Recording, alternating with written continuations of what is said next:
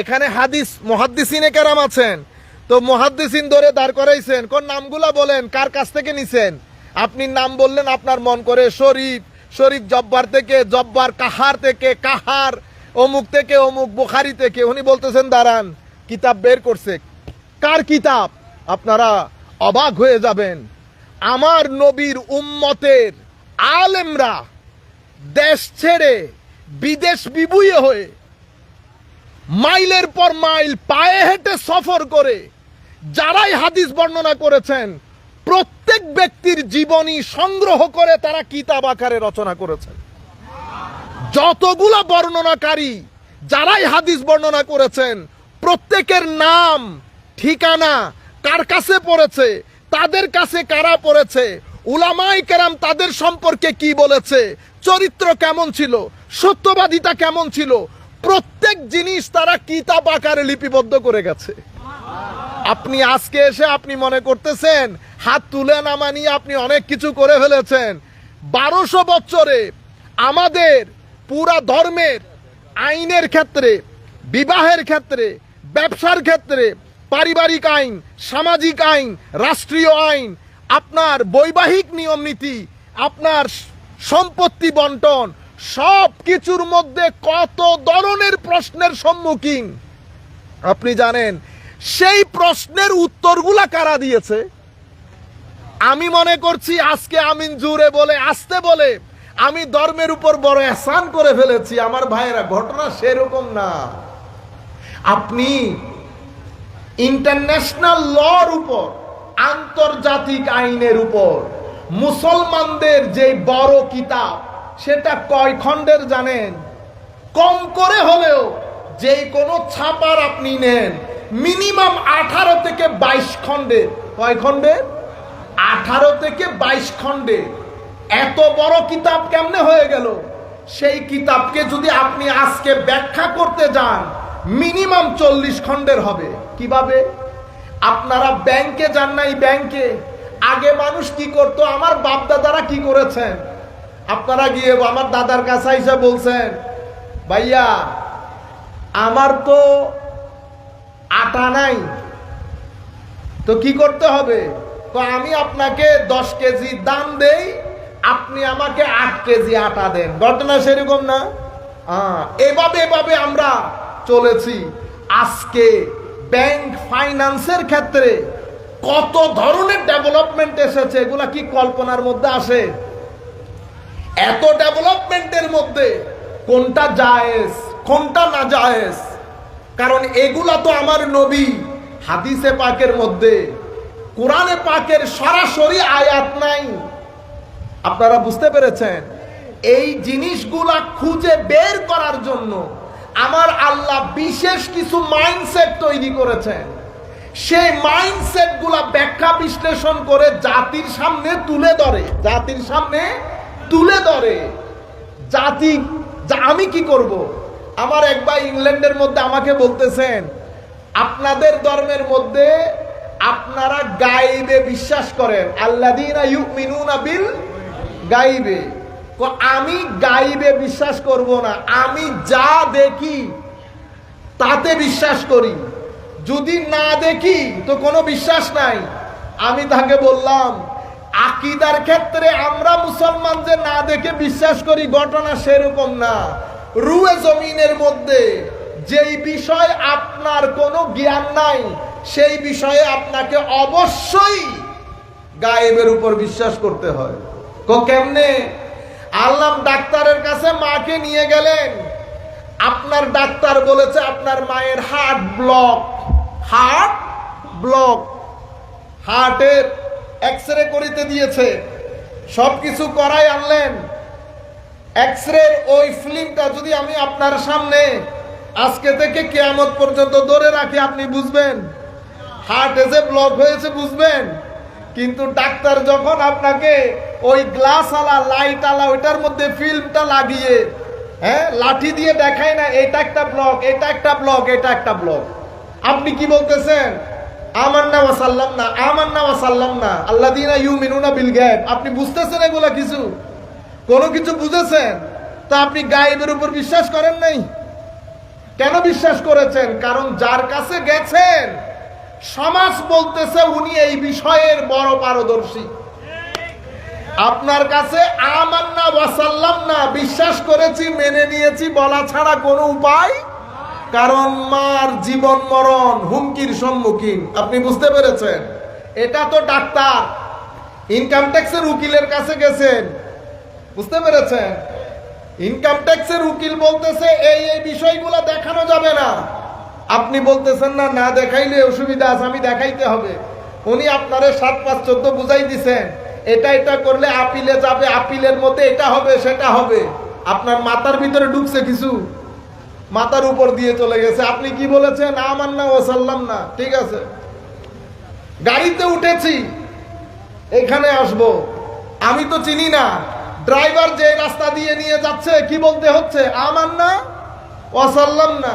তো আপনি বলতেছেন শুধু আকীদার ক্ষেত্রে ঈমান বিল গায়ব, যেই জিনিস আপনি জানেন না, যেই ব্যাপারে আপনার কোনো জ্ঞান নাই, প্রত্যেক বিষয়ে আপনাকে না জেনে না দেখে ঈমান গ্রহণ করা বাদে আপনি পৃথিবীতে চলতেই পারবেন না, পৃথিবীতে চলতেই পারবেন না। ডাক্তার বলেছে আপেলের মধ্যে ভিটামিন আছে, আপনি দেখছেন কোনোদিন?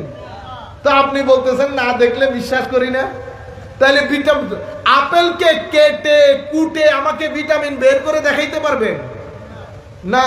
ডাক্তার বলতেছে, আপনি বিশ্বাস করেছেন, আপনি বিশ্বাস করেছেন। সুতরাং ঈমান বিল গায়ব শুধু আমাদের ক্ষেত্রে না, আপনি যেখানে যাবেন ঈমান বিল গায়ব আছে। যেটা আপনি জানেন না, যেটা আপনি বুঝেন না, সেটার মধ্যে ঈমান বিল গায়ব আপনাকে মেনে নেওয়া ছাড়া আপনার হাতে অন্য কোনো অপশন থাকে না। আমি আপনাদেরকে বলছি, উলামায়ে কেরাম এই বিষয়গুলো আমাদের জন্য রেখে গেছেন, কিন্তু আফসোসের বিষয় হচ্ছে আমরা সেই উলামাগুলাকে ডিসরিগার্ড করে, আন্ডার এস্টিমেট করে, ইগনোর করে আমরা এখন, আর আমাদেরকে শিখিয়ে দিয়েছে কি? মৌলবী। কি শিখিয়ে দিয়েছে? মৌলবী। আমরা ব্যাকওয়ার্ড মনে করি। মনে রাখবেন, উলামাদেরকে আমার নবী আমার নবীর জ্ঞানের ওয়ারিস বলেছেন, জ্ঞানের ওয়ারিস। ইনাদের মাধ্যমে হেদায়েতের চাকা ঘুরতেছে। এক বুরহানুদ্দিন ওয়াইসি এখানে বসা, এখানে শোয়া। দেখেন দেখি, এত বড় প্রতিষ্ঠান, বাংলাদেশে পয়সাওয়ালা লোকের অভাব আছে, করে দেখাইতে পারছে কেউ একটা মাদ্রাসা। আপনারা বুঝতে পেরেছেন কেন? ইহদিনাস সিরাতাল মুস্তাকিমের যেই নিশান দরকার, আমার নবী তো এখন হীন হায়াতের মধ্যে নাই। নবীর পরে সিরাতুল মুস্তাকিমের নিশান হচ্ছে উলামায়ে কেরাম, উলামায়ে হক্কানি, যাদেরকে আমরা মুহাদ্দিস বলি, মুফাসসির বলি, আল্লাহর ওলি বলি। বিশেষ করে উলামায়ে কেরামের মধ্যে মেইনলি উলামায়ে কেরাম দুই প্রকারের। কয় প্রকারে? দুই প্রকার। কেউ আমার নবীর তালিমাত, আমার নবীর তালিমাত নিয়ে কাজ করে, আর কেউ আমার নবীর সিনা মুবারকের নূর নিয়ে কাজ করে। কেউ আমার নবীর সিনা মুবারকের নূর ধারণ করে সেটাকে বন্টন করে, আর কেউ আমার নবীর তালিমাতের কাজ করে।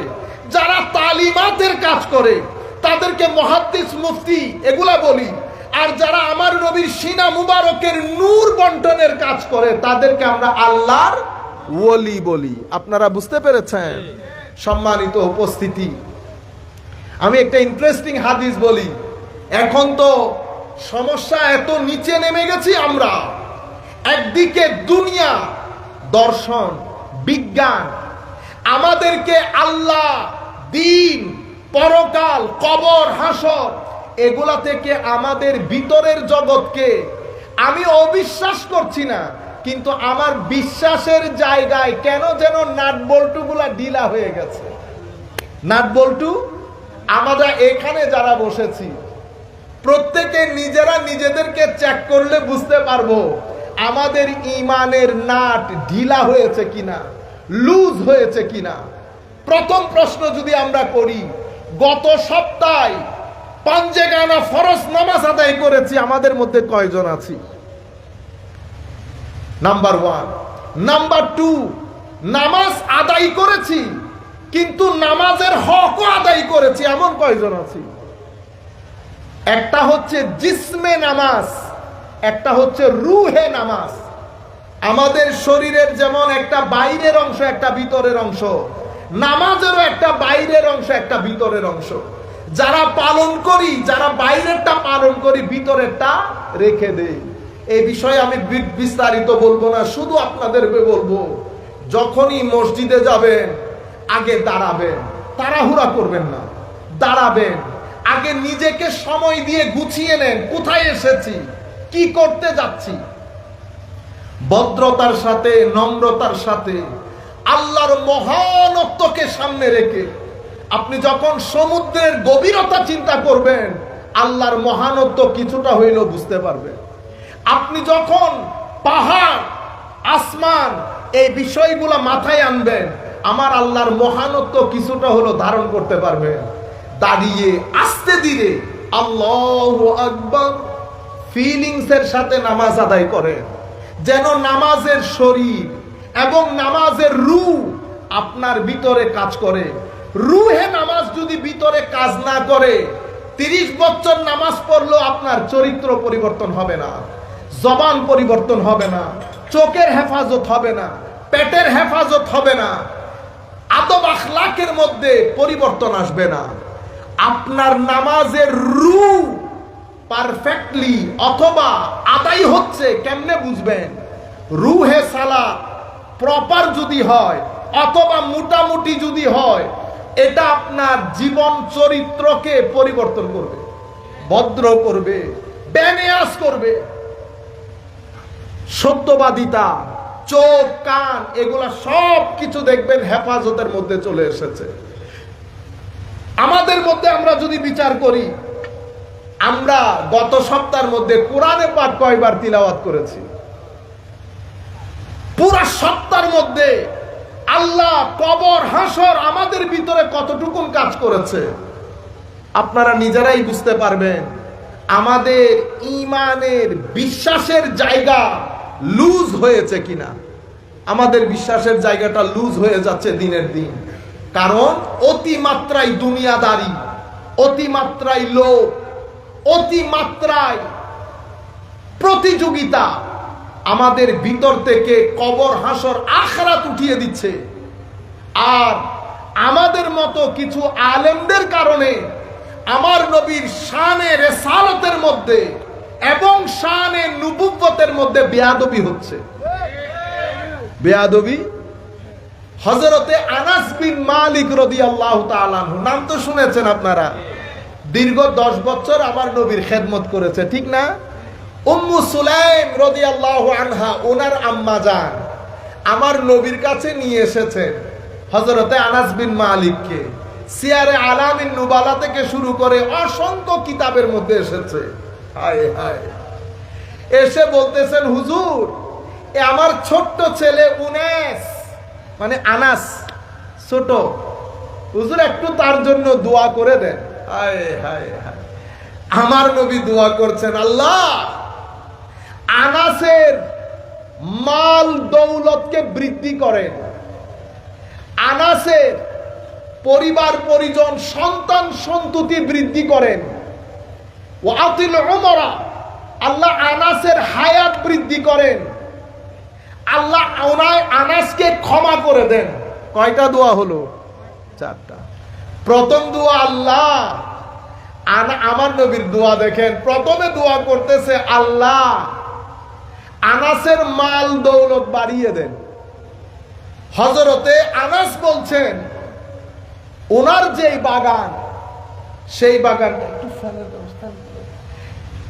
আনাসের যেই বাগান, সেটা ওই এলাকার সবচেয়ে বৃহৎ একটা বাগান। সেই বাগানের মাঝখানে যে ঝর্ণাগুলা ছিল, সেই ঝর্ণা থেকে মিশকে আম্বরের খুশবু আসতো। আমার নবীর দুয়ার বরকত দেখলেন। হযরতে আনাস আমার নবীর সাহাবায়ে কেরামের মধ্যে একেবারে সবার শেষে ইন্তেকালকারী সাহাবী, অনেক বয়স পেয়েছেন আমার নবীর দুয়ার বরকতে।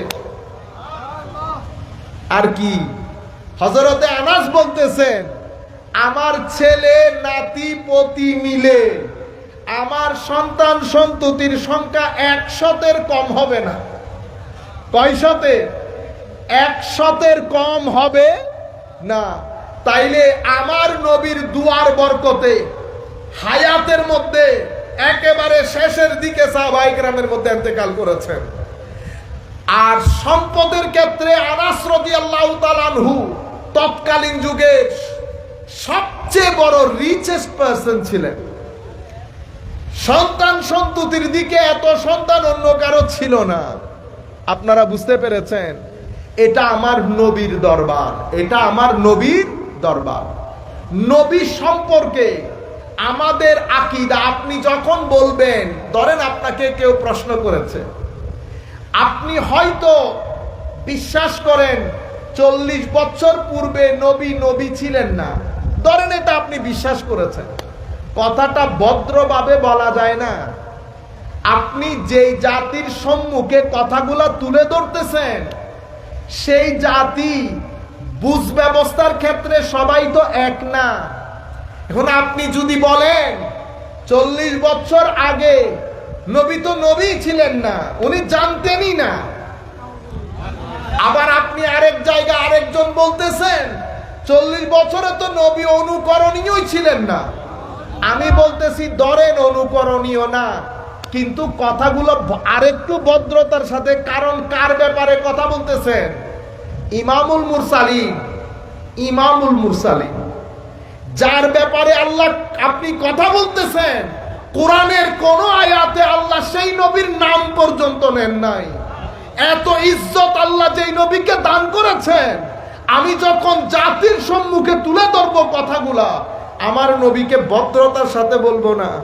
আমি বলছি আপনি আকীদা না ছাড়েন, যেহেতু আপনি ইবনে তাইমিয়াকে অনুসরণ করেন, ইবনে তাইমিয়া যেহেতু এই আকীদা পোষণ করেন, আপনিও সেই আকীদাই পোষণ করছেন। আপনার আকীদা নিয়ে আপনি থাকেন, কিন্তু কথাগুলো তো ভদ্রভাবেও বলা যায়, ঠিক না? আপনি বলবেন হয়তো আমি কি অভদ্রভাবে বলেছি, আমি সেটাও বলবো না। আমি শুধু আপনাকে বিনয়ের সাথে বলবো কথাটা আরেকটু সচেতনতার সাথে, কারণ এটা এমন একটা জায়গা, বিয়াদবি হলে শুধু ঈমান থেকে মাহরুম না, বান্দার জীবনে তওবা পর্যন্ত নসিব হয় না। আপনি ভুলে গেছেন এটা কোন দরবার?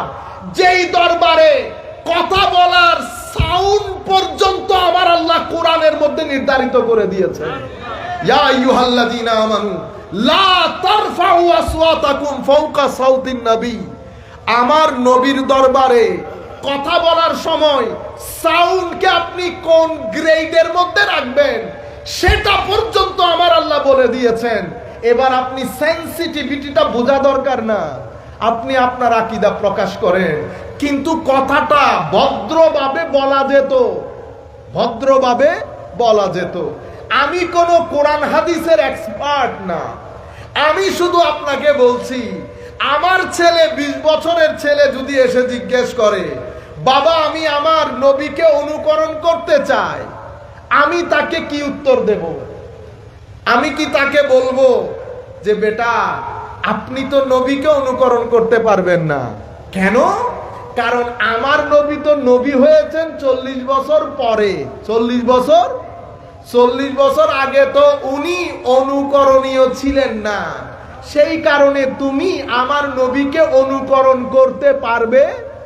তাইলে 10 বছরের ছেলে, 20 বছরের ছেলে, 30 বছরের ছেলে, 40 বছরের মানুষ কেউ নবীকে অনুকরণ করতে পারবে না।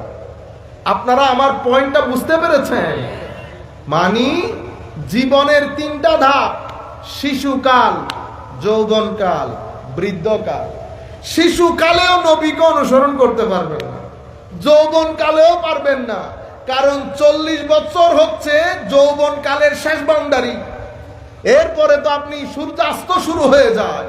তো আপনি আপনার জীবনের 2 ভাগের মধ্যে তো নবীকে অনুকরণীয় করতে পারতেছেন না, কারণ নবী 40 বছর পরে ইমামুল মুরসালিন, যাকে আমার আল্লাহ রু জগতের মধ্যে নবী বলেছেন। কি বলেছেন? ওয়াইজ আখাযাল্লাহু মিসাকান নবিয়্যিন বলেন নাই? স্মরণ করুন সেই সময়ের কথা যখন আখাযাল্লাহ, আল্লাহ গ্রহণ করেছেন মিসাকান নবিয়্যিন, নবীদের ওয়াদা। কোথায়? রু জগতের মধ্যে। আমার নবী রু জগতের মধ্যে নবী, রু জগতের মধ্যে নবী। মায়ের পেটে যখন এসেছেন অন্যান্যদের মতো আসেন নাই। মায়ের পেট থেকে যখন বের হয়েছেন অন্যান্যদের মতো বের হন নাই। খদিজাতুল কুবরা বলেছেন, কিসরা কাইসারের রাজপ্রাসাদ পর্যন্ত আমার পেট থেকে বের হওয়া সন্তানের নূর দিয়ে আমি কিসরা কাইসারের রাজপ্রাসাদ পর্যন্ত দেখতে পেয়েছি। আমার নবী দুনিয়া থেকে আসাটাও আমাদের মতো না। আবার আমার নবী এখনো নবুয়ত প্রকাশ হয় নাই। আপনার দৃষ্টিতে নবুয়ত পান নাই, আমার দৃষ্টিতে প্রকাশ হয় নাই। আপনি আপনারটা নিয়ে থাকেন, আমাকে আমারটা নিয়ে থাকতে দেন। কারণ আপনি, আমি, আমার জায়গার মধ্যে হাদিসের দলিল আছে, তবু আমি আপনাকে বলছি আপনি আপনারটা নিয়ে থাকেন। বিনয়ের সাথে যেটা বলবো, বাইরে বক্তব্য দেওয়ার সময় যদি আমার নবীর কথা আসে, আল্লাহর ওয়াস্তে ইজ্জতের বিষয়টা পরিপূর্ণ মাথায় রাখবেন। আল্লাহর ওয়ালিদের ইজ্জতের বিষয় মাথায় রাখবেন, কারণ এটা অনেক সেনসিটিভ। আমার নবী ঈমানের জায়গা, আল্লাহর ওয়ালিরা হেদায়েতের আলামতের জায়গা। এখানে গেলে ঈমান যাবে, এখানে আসলে হেদায়েত যাবে। আপনারা বুঝতে পেরেছেন? সুতরাং কারণ এমন একটা প্রজন্ম আমাদের সম্মুখে যারা আদবে বিশ্বাসী না, মা বাবাকে সম্মান করে, বড়দেরকে সম্মান করে, কথায় কথায় দাঁড়িয়ে যায়। কারণ সোসাইটি যখন ম্যাটেরিয়াল হয়ে যায়, সেই সোসাইটির মধ্যে ইমোশন থাকে না, লাভ থাকে না, পারস্পরিক মমত্ববোধ, শ্রদ্ধাবোধ, সম্পর্ক, সহানুভূতি এগুলা থাকে না। এমন সোসাইটির মধ্যে আপনি যখন আমার নবীর ব্যাপারে কথা বলবেন, আপনি যে আকীদাই পোষণ করেন, আপনার আকীদা আপনি ঘরে রাখেন, কিন্তু আমার নবীর ব্যাপারে কথা বলার সময় আপনি অনেক আদবের সাথে বলতে হবে না। এটা যদি না করেন, আমি হই আর আপনি হন, কেউ তো ঈমানের গণ্ডির মধ্যে থাকবে না। কেন? কারণ তাজিমে মুস্তাফা, আজমতে মুস্তাফা, এটা আমার নবীর প্রতি করার জন্য আল্লাহর নির্দেশ। সালাত কি পড়ি আমরা? সালাত। আমরা নামাজ বলি না এখন আর। সালাত আরবির মধ্যে মাদ্রাসার ছেলেদেরকে বলবো, আপনারা মিনিমাম 2-3 দিনের একটা গবেষণা করেন সালাত শব্দের উপর। লিসানুল আরব খুলবেন, লিসানুল আরব মাদ্রাসার লাইব্রেরির মধ্যে আছে, মুনজেদ খুলবেন, আরো আরবি ডিকশনারি খুলে দেখবেন সালাত শব্দের মূল শব্দ কি, এটার অর্থ কি, কেন সালাতকে সালাত বলা হয় জানতে হবে না? আমি শুধু একটা অর্থ আপনাদেরকে বলি, তাজিমের কথা এসেছে সেই জন্য বলছি। অনেক আগে পড়েছি লিসানুল আরবের মধ্যে। লিসানুল আরব বিশ্ববিখ্যাত অভিধানের বই, আরবির মধ্যে 15 থেকে 17 খণ্ড, আমার কাছে যেটা আছে সেটা প্রায় 16 খণ্ডের। সালাতের এক অর্থ, সালাতে বলা হয়, সালাতের মূল শব্দের অর্থ হচ্ছে তাজিম। কি জিনিস? তাজিম। তাজিম মানে সম্মান করা। কিন্তু আপনি যখন বাংলাতে সম্মান বলেন, অর্থ বুঝে আসে না। আমি যদি ছেলে একটা বলতেছে, হুজুর সম্মান করতে হবে, আল্লাহ বলেন তো দেখি সম্মান কাকে বলে? কারণ শব্দের মধ্যে অর্থটা ক্লিয়ার না। কিন্তু আপনি যদি সেটাকে আরবির মধ্যে বলেন তো অর্থ বুঝতে পারবেন। আরবির মধ্যে কি? তাজিম। আজ্জামা ইউআজ্জিমু তাজিম। তো আজ্জামা ইউআজ্জিমু তাজিম মানে বরত্বের বহিঃপ্রকাশ করা। কিসের? মহানত্বের, বরত্বের, বিরাটত্বের। তাইলে সালাতকে সালাত বলা হয় কেন? তো কারণ সালাতে রুকু বলেন, সিজদা বলেন, কিয়াম বলেন, প্রত্যেক জায়গার মধ্যে আমার আল্লাহর মহানত্বের বহিঃপ্রকাশ ঘটে। এই মহানত্ব আপনি যখন সিজদার মধ্যে যান তো তাজিম তার একেবারে শেষ পর্যায়ে গিয়ে পৌঁছে, কারণ আপনি আপনার শরীরের সর্বোত্তম অংশ মাথা, মাথার সর্বোত্তম অংশ কপাল, সেই কপাল যখন আপনি জমিনের মধ্যে রেখে আমার আল্লাহর প্রতি সম্মান প্রদর্শন করেন, এই সম্মান সালাতের মাধ্যমে বহিঃপ্রকাশ হয় বিদায় সালাতকে সালাত বলে। বুঝতে পেরেছেন? ইউকাল মানে কেউ কেউ বলেন, এটা বলা হয়। আচ্ছা, তো এটা তো বুঝছি। এখন আল্লাহুম্মা সাল্লি আলা মুহাম্মদ এটার অর্থ কি হবে? আল্লাহুম্মা সাল্লি আলা মুহাম্মদ এটার অর্থ কি হবে? এটার অর্থ হবে আল্লাহুম্মা আযিমহু, আল্লাহ আমার নবীর বরত্বের বহিঃপ্রকাশ করেন। কিসের মাধ্যমে?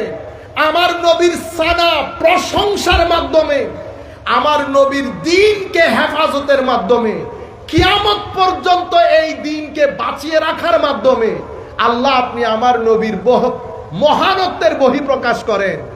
সেই কারণে সালাতকে সালাত বলে। আচ্ছা, এটা লিসানুল আরবের মধ্যে, আমি নিজের থেকে কিছু বলতেছি না। তো তাইলে আল্লাহুম্মা সাল্লি আলা মুহাম্মদ বলি কেন? তো বলি কারণ আমার নবী কত বড়। আমাকে বলা হচ্ছে দরুদ পড়ার জন্য।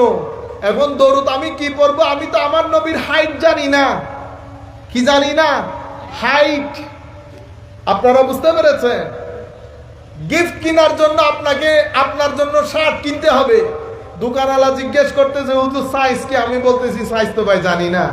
হুজুর সাইজ না জানলে আমি তো ফেরত দিব না। সমস্যা না? তখন এসে আপনার টাকা আপনারে দিয়ে বলতেছি বাইরে তুমি গিয়ে কিনে নিয়ে আসো। তুমি গিয়ে, আমি পারবো না। কেন? কারণ আমি আপনার সাইজ জানি না। এখন আল্লাহ বলতেছেন ইন্নাল্লাহা ওয়া মালাইকাতাহু ইউসাল্লুনা আলান নবী ইয়া আইয়ুহাল্লাযীনা আমানু সাল্লু, সালাত পড়েন। তো আল্লাহ সালাত কেমনে পড়বো? সাইজ তো আমি জানি না। তো আমার আল্লাহ বলতেছেন বেটা তুই সাইজ না জানলে তুই রাখ, সালাতের দায়িত্ব আমাকে দিয়ে দে। তো আমিও বলছি আল্লাহুম্মা সাল্লি আলা মুহাম্মদ। আল্লাহ সাইজও আপনি জানেন, ওয়েটও আপনি জানেন, হাইটও আপনি জানেন। আপনি আপনার হাবিবের শান অনুযায়ী আপনি পড়েন সালাত আমার পক্ষ থেকে। আপনারা বুঝতে পেরেছেন? জিনিসটা ধরতে পেরেছেন? আমি আমার নবীর শান, মান, মকাম, মর্তবা আমি তো জানি না। এখন আল্লাহ বলতেছেন সালাত পড়তে। তো সালাত কেমনে পড়বো? শানের লায়েক হইতে হবে না? তো আমি বলতেছি আল্লাহ আমি যেহেতু জানি না, আমার পক্ষ থেকে একটু আপনি পড়ে দেন। আপনার বান্দা, আপনার মাহবুব, আপনার নবী রাসূল আপনি জানেন কোন ওয়েটের, আপনি আপনার মাহবুবের শান অনুযায়ী আপনি পড়েন। দায়িত্ব আমি নিতে পারবো না। আল্লাহুম্মা সাল্লি আলা মুহাম্মদ ওয়া আলা আলে মুহাম্মদ। আল্লাহ আপনি পড়ে দেন। সুবহানাল্লাহ বলবেন না? ইন্না লিল্লাহ আল্লাহু আকবার।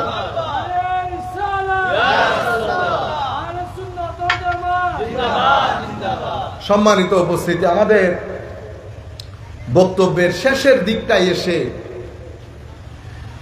আমরা চেষ্টা করব আমাদের কর্মকাণ্ডের মাধ্যমে কোন আমরা শয়তানকে খুশি করতেছি কিনা।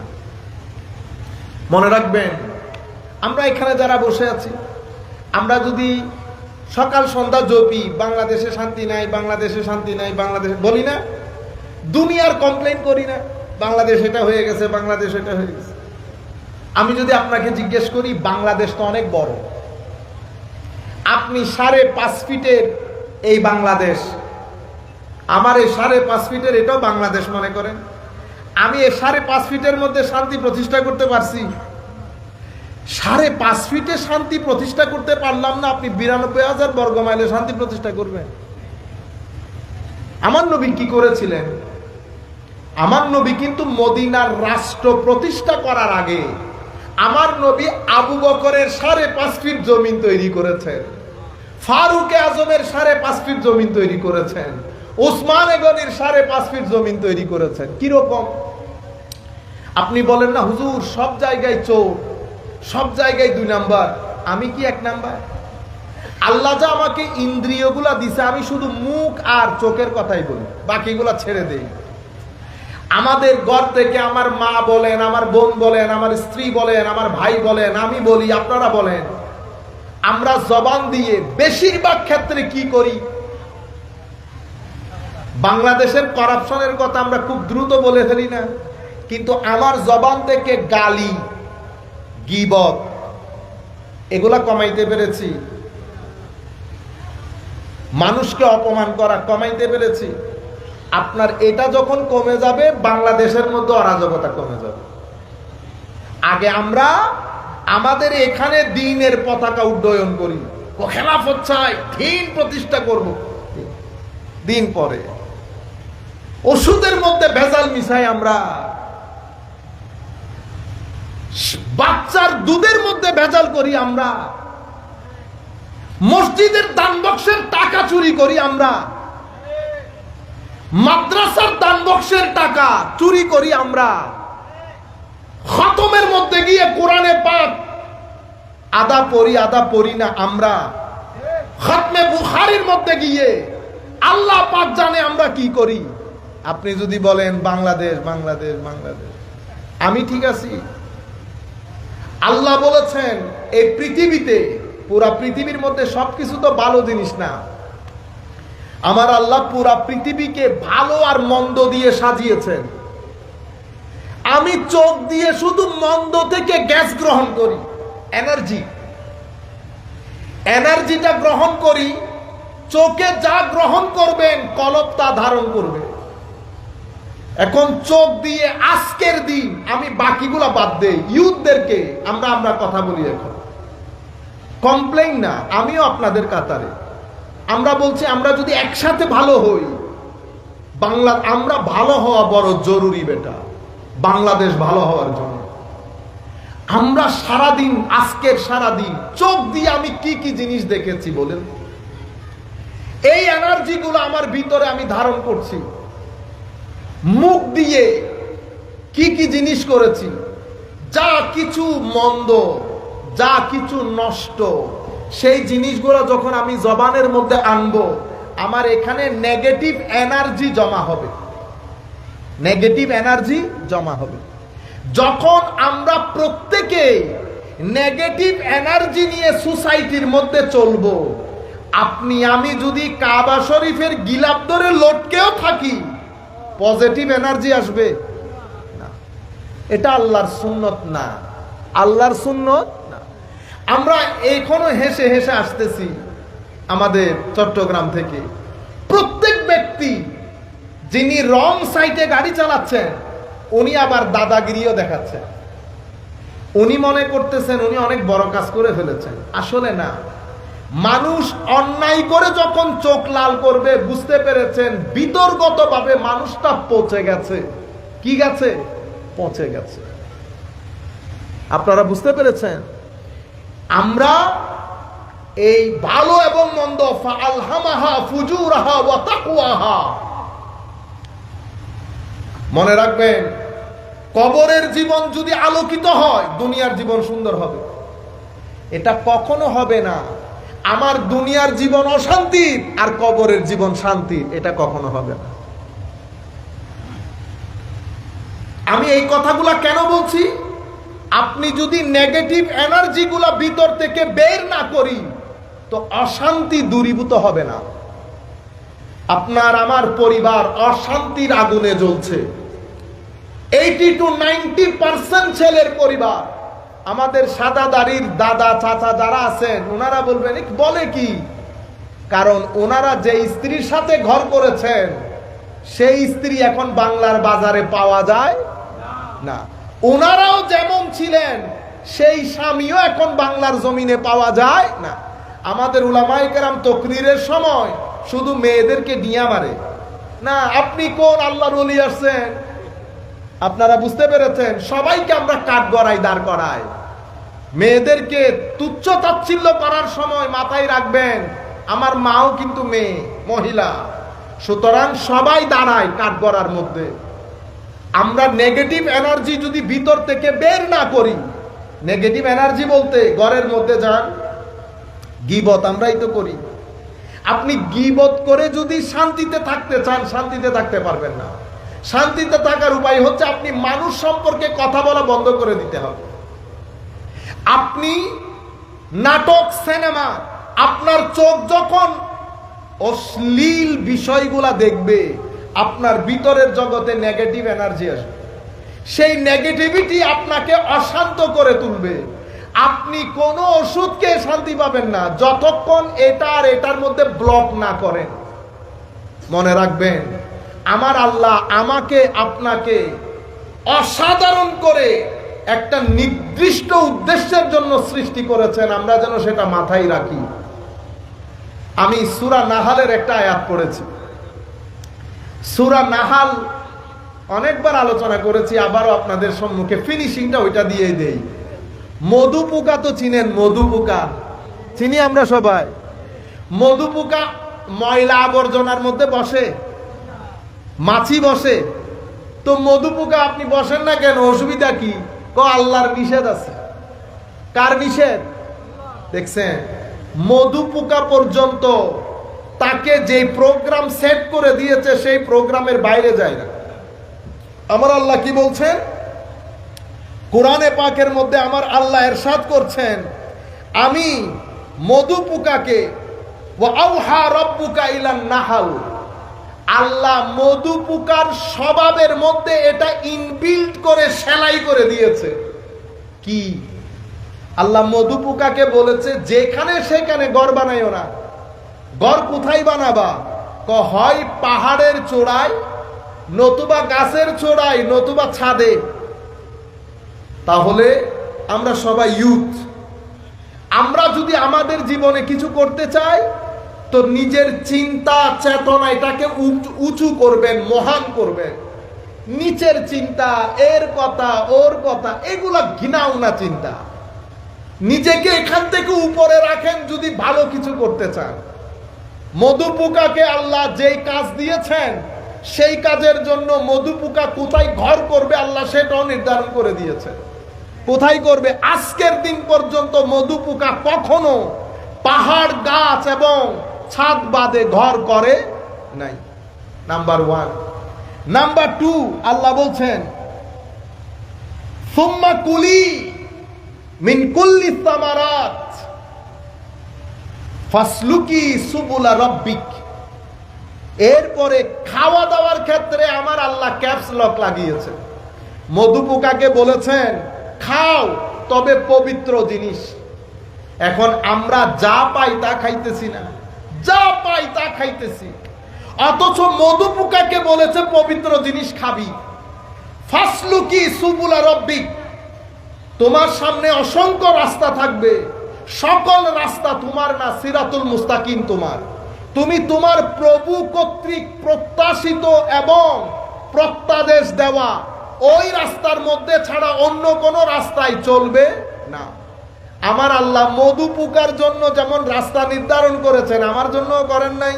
আচ্ছা, 4 নাম্বার জিনিস মধু পোকাকে বলছে তুমি তোমার আল্লাহর রাস্তায় যখন চলবা আবার বেশি অহংকার দেখাইও না। ফাসলুকি সুবুলা রাব্বিকি যুলুলা, ভদ্রতার সাথে তোমার প্রভুর দেখানো রাস্তায় চলবা। কেন? তোমাকে তোমার প্রভু সম্মান দিয়েছেন, ইজ্জত দিয়েছেন, সেটার বড়াই করতে গিয়ে তুমি তোমার অন্যান্য পোকার সাথে অহংকার দেখাবে না। কয়টা জিনিস বলেছে? বড় চিন্তা, খাওয়া দাওয়ার ক্ষেত্রে পরিমিত হওয়া, পবিত্র হওয়া।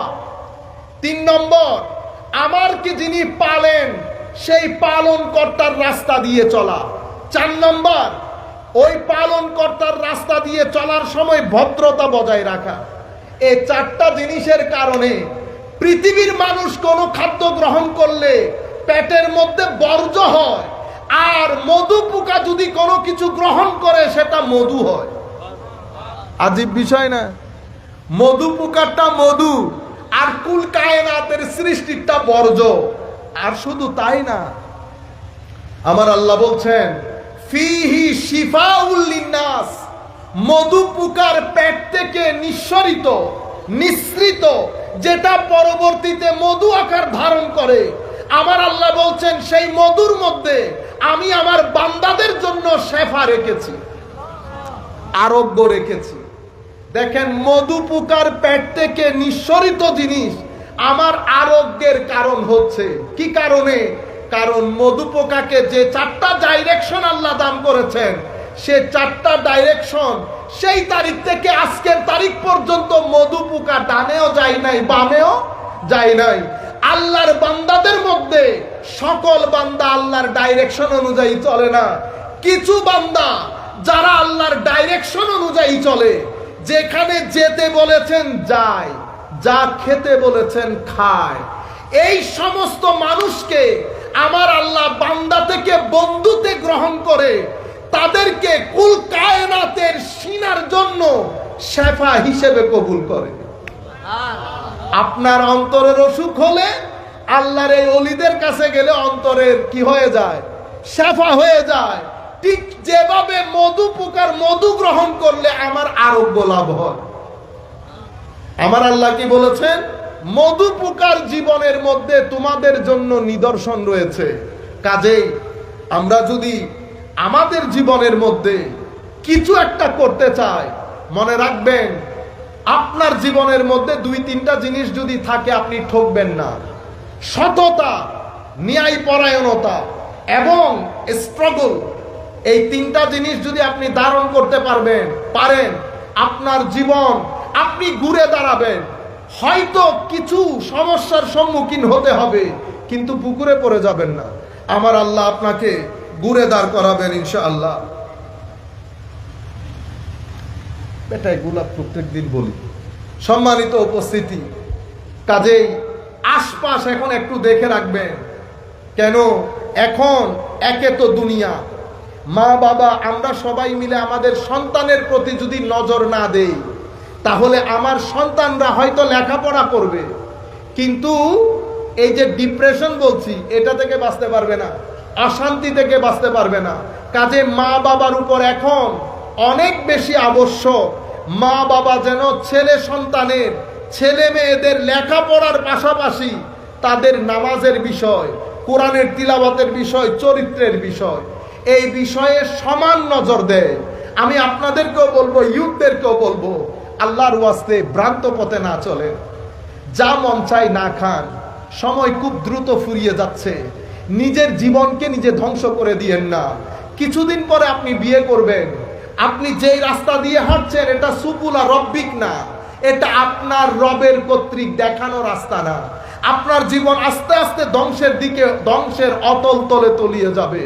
কাজে আপনি ওয়েক আপ হন, জেগে উঠেন, আপনি লেখাপড়া করেন, অবশ্যই পাশাপাশি নামাজ যেন মিস না হয়, পাশাপাশি কোরআনের তিলাওয়াত যেন মিস না হয়। মা বাপ 3টা জিনিসের দিকে যদি ছেলেদের নজর দেয়, এই ছেলে লেখাপড়া করে যত বড়ই হবে না কেন, ছেলের জীবনে অশান্তি আসবে না। নামাজ, তিলাওয়াতে কোরআন, আল্লাহর নবীর মহব্বত, এই 3টা জিনিস সমানে যদি শিক্ষা দিতে ব্যর্থ হই, তাইলে আমরা ব্যর্থ হব। আমার নবী বলেছেন সন্তানদেরকে কোরআনের তিলাওয়াত, আমার নবীর মহব্বত, আমার নবীর আলের মহব্বত। মনে রাখবেন, আমরা যখন নবীর মহব্বত বলি সেখানে অনেক মহব্বত জড়িত থাকে। আলে বাইতের মহব্বত, সাহাবাই কেরামের মহব্বত, মা বাবার মহব্বত, এগুলো সব জড়িত থাকে আমার নবীর মহব্বতের প্যাকেজের মধ্যে। এখানে ধর্মের নাম দিয়ে এখানে কত ধরনের অরাজকতা তৈরি হচ্ছে আপনি কল্পনা করতে পারবেন না। কেউ মাযহাব মানছে না, মাযহাবের কোনো দরকার নাই। কেউ হাদিস মানতেছে না, হাদিসের কোনো দরকার নাই। কেউ আমার নবীর ব্যাপারে বিভিন্ন যার যা মন চায়। কাজেই এই মুহূর্তে আপনি ডানও শোনার দরকার নাই, বামেও শোনার দরকার নাই। আপনি বলতেছেন হুজুর এই গুগলের মধ্যে এটা এসেছে, অমুকের মধ্যে এটা এসেছে, মাফি স্যার গুগলের মধ্যে এটা এসেছে, 1200 বছর উম্মত ঘাস কাটছিল, এগুলা না, এগুলা ফিতনাবাজি কথাবার্তা। এই যে যিনি আমার নবীর হাদিস মানতেছেন না, ইমামুল মুরসালিন না বলতেছেন, ওনার কি দলিলের অভাব আছে? সে এত বড় বই লিখে ফেলে নাই দলিল দিয়ে দিয়ে। আপনারা বুঝতে পেরেছেন? হেদায়েত আর দলিল এক কথা না, হেদায়েত আর দলিল এক কথা না। যাই হোক, রাতও অনেক গভীর হয়েছে, আমাদেরকে অনেক দূরে যেতে হবে। আপনাদেরও অনেক গরম লাগতেছে, আমাদেরও প্রচন্ড গরম লাগতেছে। আমরা আর বক্তব্য দীর্ঘায়িত না করে, যেহেতু এটা 3 দিন ব্যাপী চলবে, আগামীকাল, আগামী পরশু, সেই হেতু আমরা আপনাদের ধৈর্যের বাঁধ না ভেঙে, আপনারা আগামীকালও আসবেন, তারপরের দিনও আসবেন, আল্লাহ রাব্বুল আলামিন আপনাদের আসা যাওয়া কবুল করুক। মনে রাখবেন, এই যে আপনারা লামাযহাবিয়ত বলেন, লামাযহাবিয়তের সাথে আমাদের আহলুস সুন্নাহ ওয়াল জামাতের হাত তোলা, আমিন জোরে বলা, এগুলার পার্থক্য না, পার্থক্য আকীদাগত। পার্থক্য কি? আকীদাগত, মৌলিক পার্থক্য। মনে রাখবেন, লামাযহাবিয়ত, ওয়াহাবিয়ত, এগুলার সাথে আহলুস সুন্নাহ ওয়াল জামাতের, আহলুস সুন্নাহ ওয়াল জামা মানে আপনারা কি মনে করেন আমি বাংলাদেশের আহলুস সুন্নাহ ওয়াল জামার কথা বলতেছি? না, আহলুস সুন্নাহ ওয়াল জামা মানে গত 1300 বছরে উম্মতের উত্তর থেকে দক্ষিণ, পূর্ব থেকে পশ্চিম, উম্মতের 80% মানুষ যে আকীদায় বিশ্বাস করে সেই আহলুস সুন্নাহ ওয়াল জামা। এটার সাথে মৌলিক পার্থক্য। মৌলিক পার্থক্য কোনটা? মৌলিক পার্থক্য হচ্ছে আল্লাহর শরীর মানা, আল্লাহর শরীর না মানা। এই আকীদার মধ্যে বলা হয় আল্লাহর শরীর আছে, নাউজুবিল্লাহ বলেন। আমাদের অনেক ভাই জানেও না, আমাদের অনেক ভাই জানেও না, জানলে কেউ এই আকীদা বিশ্বাস করতো না। আপনারা তো মনে করছেন শুধু হাত তোলা, নামা, আমিন জোরে বলা, তারাবির নামাজ আর বিতির নামাজ। ও, আপনি ইসলামিক ফাইন্যান্স, ব্যাংকিং, সমাজ ব্যবস্থা, রাষ্ট্র ব্যবস্থা, কত কত কত রিসার্চ, এবং সেখানে আকীদা, আকীদার মধ্যে এখানে এই আকীদা আহলুস সুন্নাহ ওয়াল জামাতের মধ্যে আল্লাহর কোনো শরীক নাই। আমার আল্লাহ তখনও ছিলেন যখন পৃথিবীতে পৃথিবী ছিল না, কোনো শরীর ছিল না, কোনো জায়গা ছিল না, কাল ছিল না, স্থান ছিল না। এখনো আছেন, আগে যেমন ছিলেন। আগে যেমন কখন থেকে ছিলেন? যখন কোনো কখন ছিল না, তখন থেকে ছিলেন। আপনারা বুঝতে পেরেছেন? আকীদাগত পার্থক্য দ্বিতীয়। আমার নবী সাল্লাল্লাহু আলাইহি ওয়াসাল্লাম, আমার নবী মাসুম, বেগুনাহ। এটা উম্মতের মেজরিটির আকীদা, উম্মতের মেজরিটির আকীদা। এই আকীদার ক্ষেত্রে না ভুল ভ্রান্তি আছে, ভুল ভ্রান্তি আছে। আমার নবী শাফাআত, যেটার উপর উম্মতের ঐক্যমত্য, শাফাআত নাই, শাফাআত নাই। এই উম্মতের মেইন স্ট্রিম শানে মুস্তাফা, আজমতে মুস্তাফা, মোহাব্বতে মুস্তাফা। এখন আমার সাথে আপনার সমস্যা কোন জায়গায়? সমস্যা কিন্তু নবীকে নিয়ে। আমার সাথে আপনার তো টাকা পয়সা নিয়ে কোনো লেনদেন নাই। আমার খারাপ লাগলো কেন? এখন আপনি বলতেছেন মাহফিলের মধ্যে ধরে যে কিয়ামতের ময়দানে নবীও জানেন না নবীর কি হবে, তো এটা আমার গায়ে লাগবে না? আমার সাথে আপনি ব্যক্তিগতভাবে কেন নেন জিনিসগুলা? আপনি লাখ মাজমার মধ্যে বলতেছেন নবীও জানেন না, তো নবী না জানলে কি আপনি জানেন? এটা কি বলেন? আপনি বলতেছেন 40 বছর পরে, আপনারটা আপনি নিয়ে থাকেন, কিন্তু আপনি নেগেটিভলি বলতেছেন। আপনি 40 বছর পরে বলেছেন, অনুকরণীয় না বলেছেন, নবী কিয়ামতের ময়দানেও কি হবে জানেন না, এই সমস্ত কথা বলেছেন। এখন যারা হাদিস মানে না, তারা যেতে যেতে কত দূর গেছে জানেন?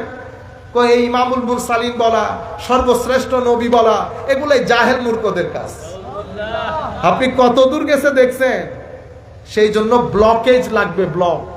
আপনি যে আকীদা পোষণ করেন, আপনি ঘরে গিয়ে চেক করে দেখেন আমার নবীর আজমত, এশক, আদব, তাজিম।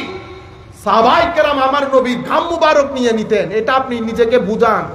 সাহাবায়ে কেরাম আমার নবীর চুল মুবারক নিয়ে নিতেন, এটা আপনি বুঝান নিজেকে। এই হচ্ছে আকীদাগত পার্থক্য। আপনি আল্লাহর ওলিদেরকে নিতে পারতেছেন না, কিন্তু আপনি আপনার শাইখের কথার বাইরে যাচ্ছেন না। আপনি যেই ওলির কথা নিচ্ছেন না, তারা পৃথিবীর বিভিন্ন অঞ্চল থেকে এসে না খেয়ে আত্মরা অবস্থায় বছরের পর বছর আল্লাহর সাধনায় থেকে মানুষের সিনার জগতের মধ্যে বিপ্লব তৈরি করেছে।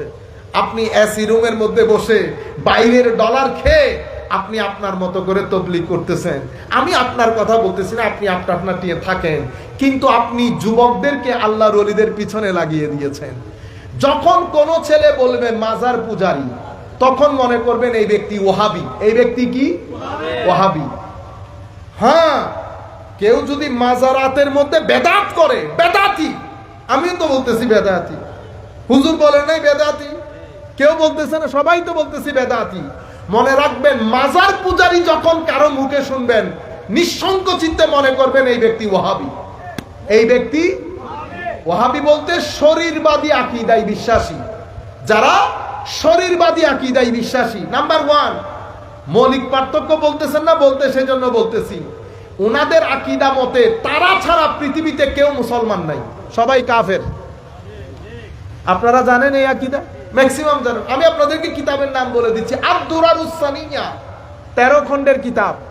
ওয়াহাবিজমের পুরা ইতিহাস। আমি ওয়াহাবি শব্দটা বারবার নাম বলছি আন্ডার এস্টিমেট করার জন্য না, আমি ফ্যাক্ট বলার সময় কথাগুলো বলতে হবে না। সোমবারে ঘটনাটা ঘটেছে, রোববারে ঘটনাটা ঘটেছে, তো সোমবার রাগ করতে পারবে, রোববার রাগ করতে পারবে, আমার নাম কেন নেওয়া? ওবার ঘটনা রোববারে ঘটেছে, আমি রোববার নাম নিতে হবে না, সেই জন্য নাম নিচ্ছে। আমি কাউকে ছোট করা, কাউকে বড় করা। এখন আপনি বলতেছেন হুজুর ওয়াহাবিদের মধ্যে বড় আলেম, আমি বলতেছি আল্লাহর দরবারে উনার কি মাকাম সেটা আল্লাহ নির্ধারণ করবে। হয়তো আমার মাকামের চেয়ে বড় মাকামও হইতে পারে, হইতে পারে না? হইতে পারে। আমি ব্যক্তি নিয়ে আমাদের কোনো যুদ্ধ নাই, আমি ব্যক্তির কথা নিয়ে আলোচনা যখন হবে আমরা কথা নিয়ে আলোচনা করি, অভিমত নিয়ে আলোচনা করি, ব্যক্তি নিয়ে আমরা কোনো ফতোয়া দেই না। আপনারা বুঝতে পেরেছেন? এই কিতাবের আদ-দুরারুস সানিয়া মানে ওয়াহাবিজমের ইতিহাস, ওয়াহাবিজমের মূল কিতাব। এই কিতাবের দৃষ্টিতে আমি মুসলমান না, আপনিও মুসলমান না, যারা তরিকতপন্থী কেউ মুসলমান না, এগুলো সব কাফের। আপনারা বুঝতে, মৌলিক পার্থক্য বলছেন সেই কারণে বলছি। আহলুস সুন্নাহ ওয়াল জামাত তাকফির করেন আহলে কিবলাকে, মৌলিক পার্থক্য। এভাবে আরো অসংখ্য জায়গায় অসংখ্য পার্থক্য রয়েছে যেগুলো মৌলিক পার্থক্য, যেগুলোর মধ্যে ঈমান এবং কুফরের প্রশ্ন চলে আসে। আপনারা বুঝতে পেরেছেন? নবীকে অস্বীকার করা না, এখন যেটা মুভমেন্ট চলতেছে অস্বীকার না, তানকিস করা, ছোট করা, খাটো করা। আল্লাহ রাব্বুল আলামিন আমাদের হামি ও নাসির হোক। মওলাই করিম আমাদেরকে কবুল করুক। ওয়া মা আলাইনা ইল্লাল বালাগ।